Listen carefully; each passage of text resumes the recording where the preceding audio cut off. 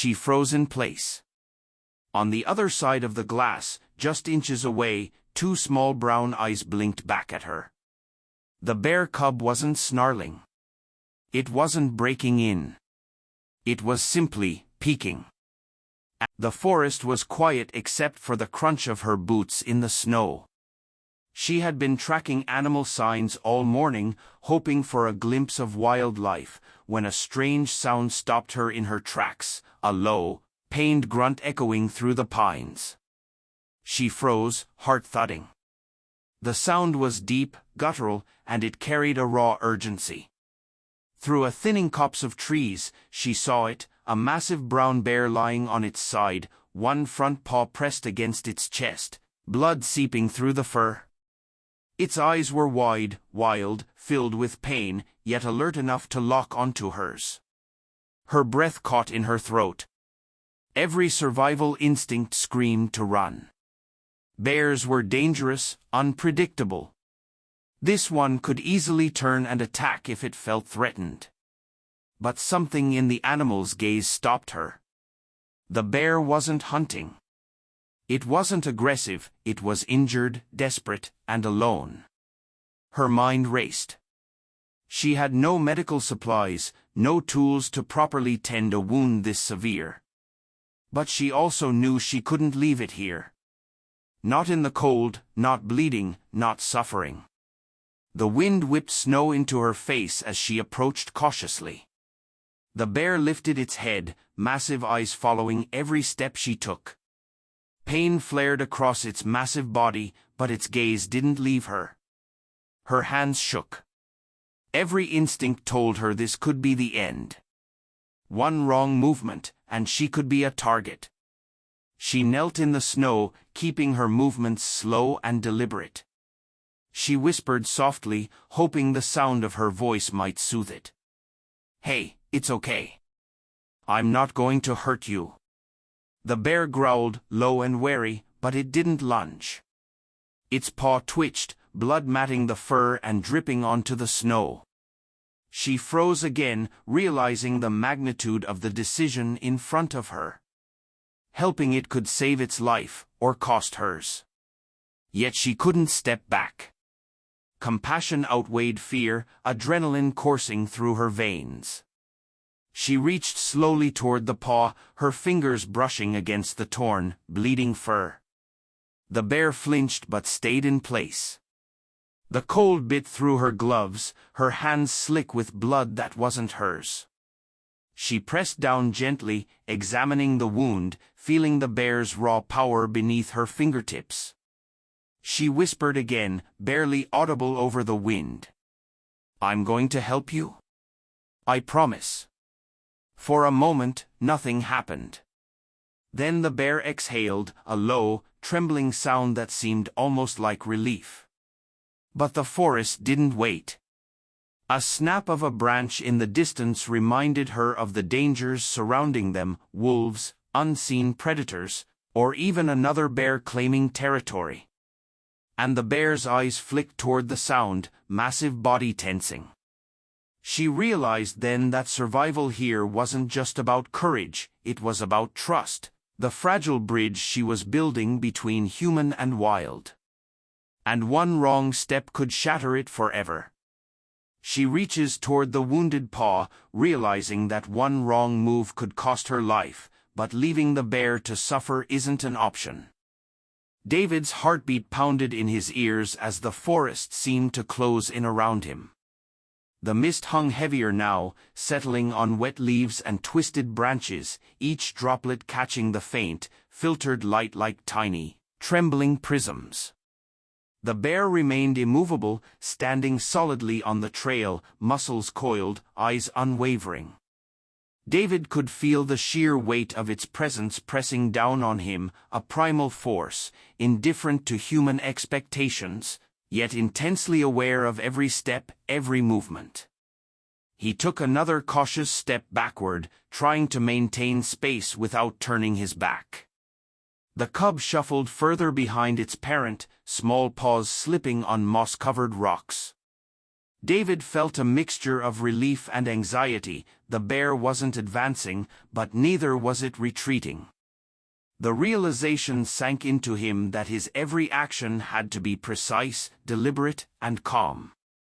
Nature had its rules, and he was merely a participant in a game governed by instincts far older and more honed than his own. He spoke again, voice low, almost trembling. "I'm leaving. I won't hurt you or the cub." His words were met with silence, only the faint rush of the river and the occasional drip of water from leaves. The bear's eyes remained fixed on him, head slightly tilted, nostrils flaring as it assessed him. David felt a knot tighten in his stomach. He had prepared for bears in theory, but now that he faced one directly, the theory melted into raw, palpable fear. A sudden movement in the undergrowth to his left made him freeze. A branch snapped under the weight of some unseen animal, and both his and the bear's attention shifted instantly. The cub whined softly, flattening its ears. David realized with a jolt that he was not the only living presence being evaluated by the bear. Its instincts were tuned to protect, to anticipate, to react. One wrong move, one sudden sound, and the delicate balance could shatter in an instant. David's mind raced. He could see the contours of the bear's body, the immense shoulders, thick neck, massive paws pressed into the damp earth. It was perfectly still, yet every muscle seemed ready to spring into motion. The cub pressed closer, tiny claws gripping the moss and debris beneath it, while the bear's massive paw hovered protectively over the small body. It was a standoff, yes, but more than that, it was a display of intelligence, patience, and primal calculation. David knew he had to retreat slowly, giving the bear room while keeping the cub in his peripheral vision. He shifted his weight cautiously, each movement deliberate, heart hammering.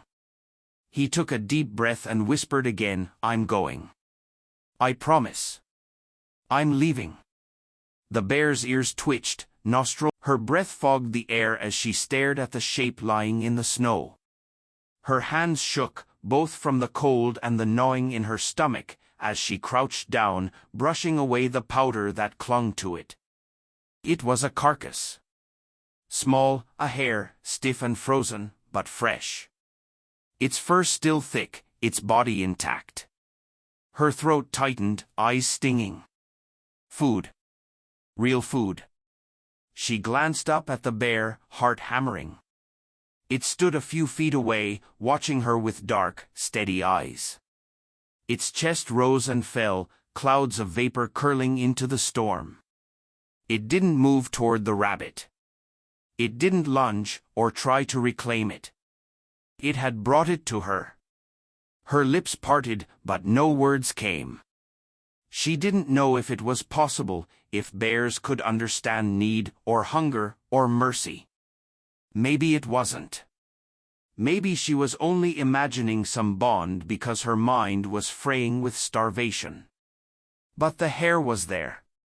Her hands trembled as she picked it up, the cold biting through her skin. She had no fire, no way to cook it properly, but right now, raw survival outweighed everything else. Still, she hesitated. Her eyes lifted again. The bear was still watching. Its head tilted slightly, snow clinging to its muzzle. "Why?" she whispered, voice breaking. The bear gave no answer. Just a slow blink. Her stomach twisted violently, tearing away the last of her hesitation. She sank down against the tree again, knife fumbling in her hand as she prepared the carcass with shaking fingers. The first bite made her gag. It was cold, metallic, bitter on her tongue. But once she swallowed, something inside her snapped, the desperate, animal instinct to survive taking over. She ate until her body wouldn't let her anymore, until warmth spread through her chest, faint but real. When it was done, she leaned back, wiping her mouth with her sleeve, heart still pounding. The bear hadn't moved. Her breath caught. Was it waiting for something? Was it only feeding her so it could keep her alive for later? The thought sent a shiver colder than the wind racing down her spine. But then the bear huffed, turning away. It lumbered a few steps into the storm and stopped. Its massive head swung back toward her, as if checking to see if she followed. Her pulse hammered. It wanted her to move. The wind howled like a living thing, lashing her cheeks with shards of ice.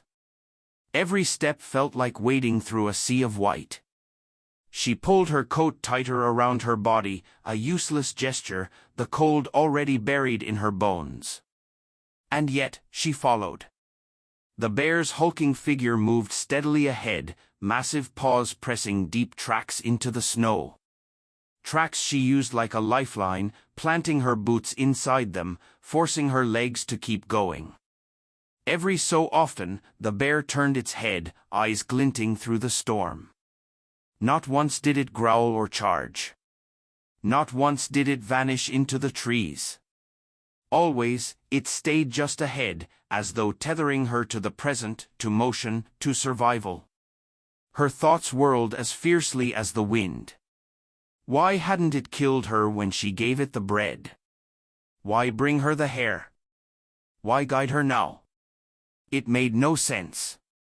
She staggered, knees buckling, and for a moment she fell to her hands in the snow, gasping. The cold bit into her palms, the sting nearly unbearable. She half expected the bear to turn then, to strike, to finish her off. Instead, it stopped. It stood a few yards ahead, waiting, its massive body steady against the gale. It didn't move until she forced herself back onto her feet. Her chest heaved. You won't leave me, will you?" The words disappeared into the storm, unheard. But saying them out loud gave her a strange strength, thin as a thread but just enough to keep her moving. The forest thickened as they pushed deeper, trees leaning close, their branches sagging heavy with snow. The storm screamed through them, tearing loose flakes and needles, showering the ground in white. Hours blurred into a cruel rhythm, follow the tracks, stumble, rise again. Always, the bear was there, carving the path, never closer than a few feet, never farther than she could see. And then? The trees parted. Her breath caught in her throat as the land dipped ahead, a hollow in the forest floor. And within it, half hidden by snow and branches, rose a dark shape. A cave. The bear trudged down into the hollow without hesitation, its body disappearing into the shadows inside. She froze at the ridge. Her chest burned with terror. If she followed, there would be no escape. It could be a shelter or a trap. Her legs trembled, every instinct screaming at her to run. But there was nowhere else. Nowhere but the storm. And the storm would kill her faster than the bear ever could. She swallowed, heart hammering, eyes fixed on the black mouth of the cave. Her next step would decide everything. The clearing exploded into chaos. The first wolf scrambled back, its yelp echoing as it limped into the storm. But the others didn't scatter. They surged forward together, dark shapes breaking from the tree-lean, teeth glinting white against the night. The man's chest seized with terror. He clawed weakly at the snow, his body screaming at him to move, to do something, but he was too weak, too broken. All he could do was watch. The bear met them head-on. Its roar shook the forest, rattling through the storm like thunder. Snow flew in sheets as it swung a massive paw, catching one wolf mid-leap and slamming it into the ground with a sickening thud. Another darted in from the side, snapping at its flank, but the bear twisted, jaws flashing, and clamped down on the attacker's shoulder. The wolf howled, writhing before tearing free, blood painting the snow. The man's breath came in short, panicked bursts. His mind screamed at him to look away, but he couldn't. The violence was brutal, raw, terrifying, yet something inside him stirred. Awe, gratitude, even hope. But the wolves weren't giving up. They circled, their movements coordinated, patient, clever. One darted close, snapping at the bear's legs. Another lunged from behind, teeth grazing its thick fur. The bear bellowed in rage, spinning, striking, but the pack was relentless. The man realized with a sinking dread, the wolves weren't only testing the bear. They were hurting, drawing it away. And if they succeeded, if they pulled the bear from his side, he wouldn't last minutes alone. His pulse hammered in his ears. He tried to shout, but his voice cracked, swallowed by the storm. He tried to move, dragging himself an inch across the snow, his limbs like stone. "Don't leave me, don't leave me." The bear seemed to hear him. Even as it fought, it kept circling back, never straying too far from where the man lay. Each time a wolf lunged closer to him, the bear wheeled, snarling, driving it back with sweeping claws. It was fighting two battles, survival and protection. The man's throat tightened. The fear didn't vanish, but something heavier replaced it. The realization that this wild creature, this beast of the forest, was choosing again and again to stand between him and death. But the wolves weren't finished. A new howl rose from the trees, deeper, louder, commanding. The pack leader. The man's blood froze as he saw it, larger, darker, eyes burning hotter than the rest. It padded into the clearing, teeth bared, growl rumbling low. The other wolves fell back slightly, as if making room. The leader lowered its head, and the storm seemed to pause. Then it charged. The alpha wolf has entered the fight, and the storm is about to decide who survives the night. The air in the cave felt colder when she opened her eyes. Her neck ached from sleeping against stone, her body stiff and trembling. At first, she thought it was just the storm that woke her, the wind still howling through the forest. But then she saw them. Shadows moving at the mouth of the cave. Her heart slammed against her ribs. She blinked hard, forcing her vision into focus. Figures loomed in the snow, not the massive bulk of the bear, but leaner, quicker shapes. They moved in packs, slinking low, their eyes catching faint glimmers of light. Wolves. Her blood ran cold. She pressed back into the wall, holding her breath. There were 3, no, 4, circling just beyond the entrance. Their paws crunched softly in the snow, ears pricked forward, noses twitching.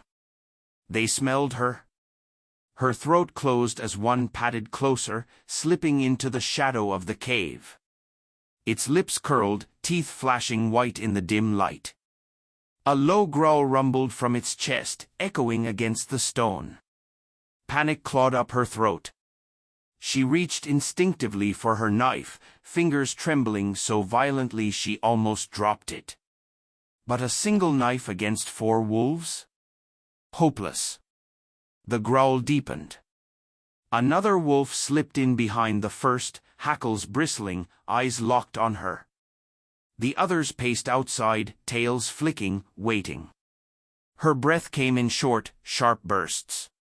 The walls felt like they were closing in, the storm outside sealing her fate. And then? A sound shook the cave. A roar. It erupted from the shadows deeper inside, so deep and powerful the stone itself seemed to vibrate. The wolves froze. The sound came again, deafening, primal, the kind of sound that lived in their blood and told them to run. The woman's chest seized as a massive shape surged forward from the darkness. The bear. Its bulk filled the cave, fur bristling, teeth bared. It charged with a fury that sent the first wolf yelping backward, tail tucked. The others scattered, snapping once before vanishing into the snow, their howls fading into the storm. Silence slammed back down. The woman pressed against the wall, knife still clutched in her shaking hand, eyes wide. The bear turned, chest heaving, breath rolling in clouds. Its eyes flicked to her, steady, piercing, before it lowered its head in a huff, almost dismissive, and settled back toward the center of the cave. Her body wouldn't move. She sat frozen, caught between terror and awe. It hadn't killed her. It had defended her. The wolves are driven off, but the woman realizes the bear is not just sparing her, it is protecting her. The first light of morning filtered weakly through the snow-laden pines. Frost clung to every branch, sparkling like tiny crystals.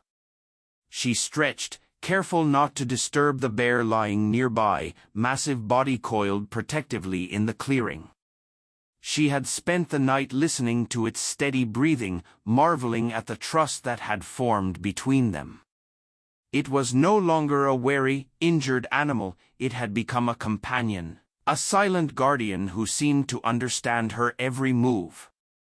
As she began to pack a small pack with supplies for a short trek deeper into the forest, the bear rose without a sound, massive shoulders shifting fluidly. It followed at a respectful distance, eyes scanning the surrounding trees with sharp awareness. Her pulse quickened. Each step she took was measured, the forest was unforgiving, and she relied on both her instincts and the bear's presence. A distant snap of ice echoed through the clearing. She froze, heart hammering. The bear's head pivoted sharply, nostrils flaring, ears erect. Its body tensed like a coiled spring, yet it didn't move aggressively. Instead, it adjusted its pace, keeping her between itself and the perceived threat.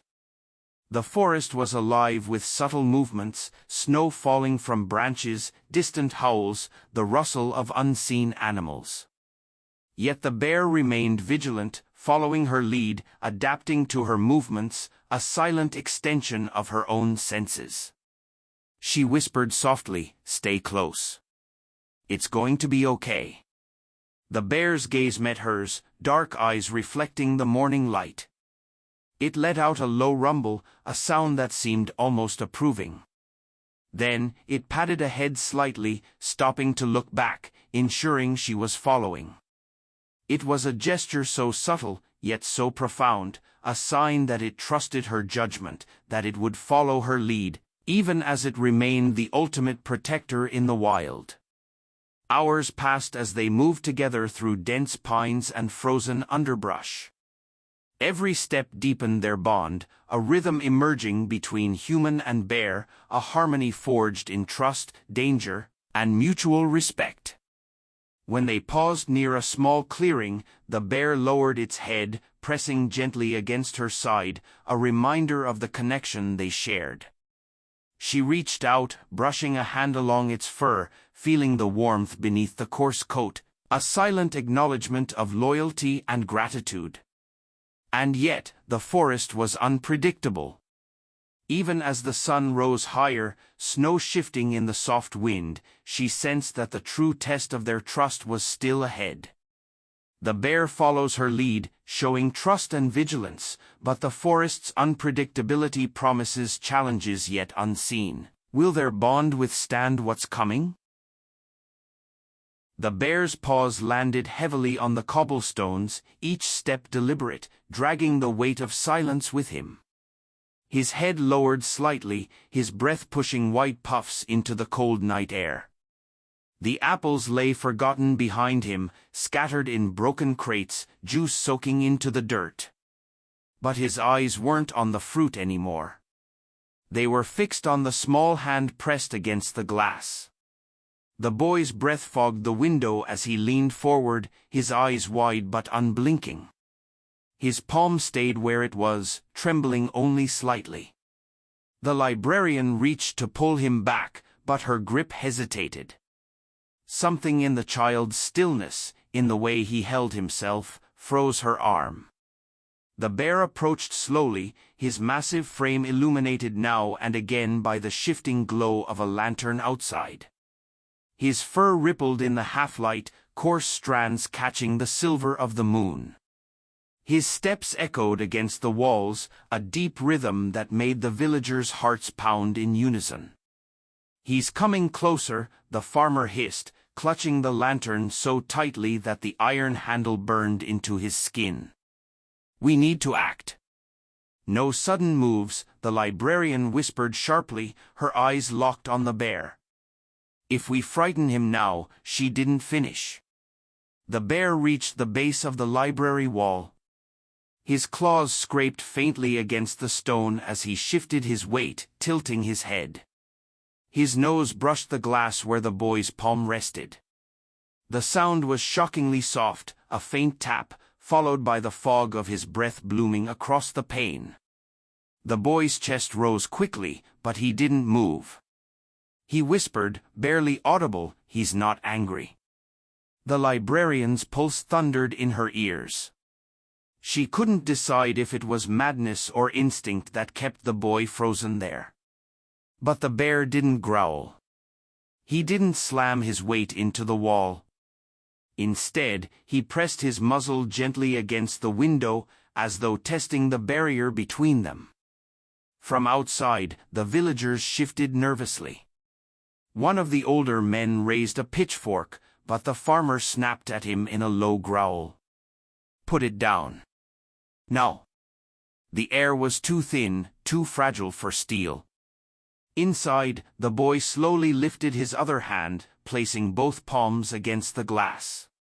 The bear's breath misted the pane, each exhale deep and steady, each inhale pulling the boy's scent into his searching nose.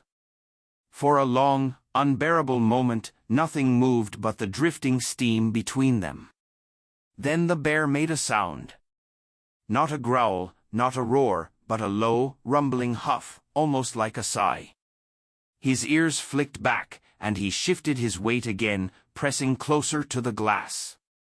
The pane creaked faintly under the heat and moisture of his breath.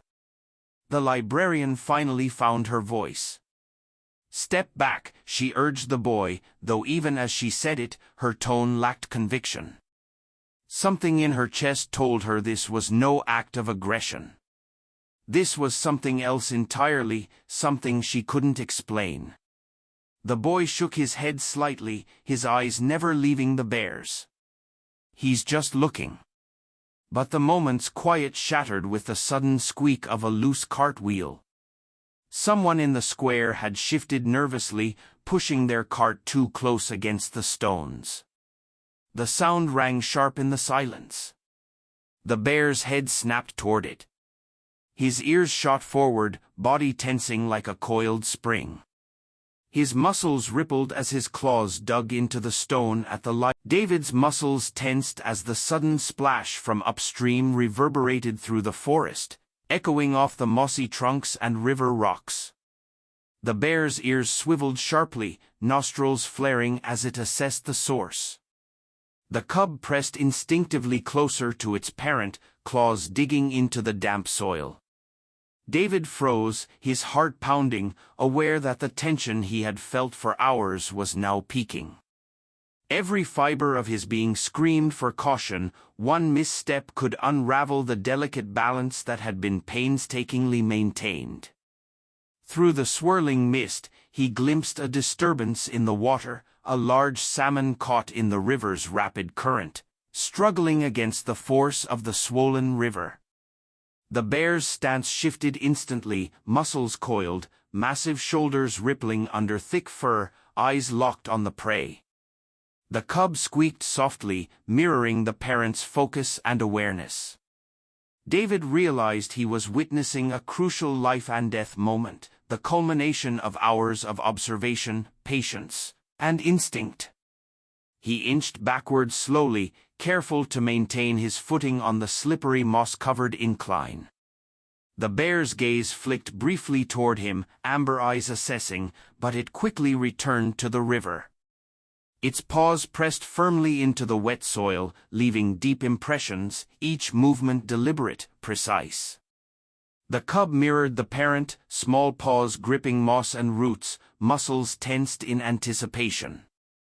David's pulse quickened as he watched the adult bear prepare to act, understanding that this was a moment of raw, unfiltered natural behavior. The salmon thrashed violently, water splashing across the bear's paws. The adult remained poised, balancing instinct with calculation. It leaned forward slightly, a massive paw reaching out, but not recklessly, not with aggression, merely to corral the fish toward calmer water. The cub watched intently, amber eyes wide, learning from the adult's measured response. David's breath caught.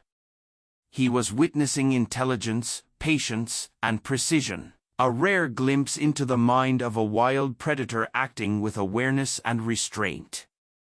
The river churned, currents swirling around rocks and submerged logs. David's focus sharpened as he tracked the bear's every movement. The adult nudged the salmon gently, redirecting its path toward a slower eddy where the cub could observe without danger. The cub squeaked, ears flicked forward, and claws gripped the soil tightly. David exhaled slowly, heart pounding. The bear's actions were deliberate, grounded in natural instinct, yet exhibiting a level of intelligence and problem-solving that transcended mere predation. He shifted slightly, careful not to startle the pair. Mist curled around. The forest stretched endlessly around her, a vast world of white silence broken only by the crunch of her boots and the heavy prints of the bear leading her forward. For hours, she followed. The cold bit at her skin, but the fire inside her was different now. She wasn't stumbling blindly anymore. She wasn't waiting for death in a frozen cave. She was moving because of him. At times, she faltered, her legs weak from exhaustion. Each time, the bear paused, waiting until she found the strength to continue. His slow, steady pace seemed made for her, not for the wilderness that he owned. Then, just when she thought she couldn't take another step, the trees opened. Her breath caught. Smoke. Thin trails rose in the distance, curling into the pale sky. And beneath them, shapes. Cabins. A settlement. Her knees nearly buckled. Home. People. Safety. The bear stopped at the tree line. His massive body was framed against the snow, his head turning slightly as if to watch her reaction. She choked on a sob, tears stinging her frozen skin.